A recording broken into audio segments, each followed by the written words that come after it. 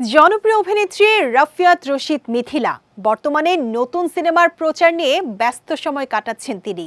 মিথিলা শুধু অভিনেত্রী কিংবা মডেলই নন, শিক্ষকতা ও গবেষণায়ও বেশ সক্রিয় তিনি। এইসবের মাঝেও তার ব্যক্তিগত জীবন নিয়ে চর্চা যেন থামছেই না। 14 ফেব্রুয়ারি মুক্তি পেয়েছে মিথিলার নতুন সিনেমা জলে জলে তারা। নদী ও নারী বিষয়ক এই সিনেমায় নাম ভূমিকায় অভিনয় করেছেন মিথিলা। সম্প্রতি এক সাক্ষাৎকারে সিনেমা, সংসার ও সমসাময়িক নানা বিষয়ে কথা বলেন তিনি।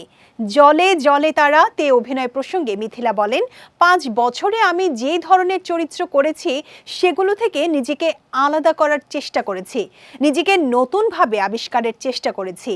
এই তারা চরিত্রটা আমার অভিনয় জীবনে একটা নতুন সংযোজন।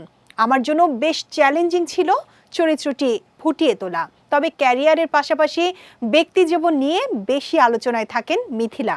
তাহসান খানের সঙ্গে বিচ্ছেদের পর ওপার বাংলার পরিচালক সৃজিত মুখার্জির সঙ্গে বেশ সুখেই সংসার কাটছিল তাদের, কিন্তু অনেক দিন ধরেই আলাদা থাকছেন তারা, আর তা নিয়ে শুরু হয়েছে নানান জল্পনা। কিন্তু এইসব জল্পনা বা গুঞ্জন মোটেই কানে নেন না মিথিলা। অভিনেত্রী বলেন, যাদের কোনো কাজ নেই তারাই সারাক্ষণ এসব নিয়ে মেতে থাকে। কোটি মানুষের আস্থার ভালোবাসায় 11 বারের মতো দেশের 1 নম্বর রেফ্রিজারেটর ব্র্যান্ড ওয়ালটন। মানুষ কি ভাবছে সেগুলো নিয়ে আমি কখনোই চিন্তিত না। আমার পরিবার, সন্তান, আশেপাশের মানুষগুলোই আমার সাপোর্ট সিস্টেম। তারা সবাই আমাকে বোঝে।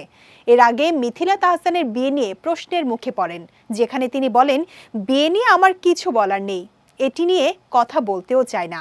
এটি যার যার ব্যক্তিগত বিষয়। এটি আমারও কোনো ব্যক্তিগত বিষয় না যে আমি কথা বলবো।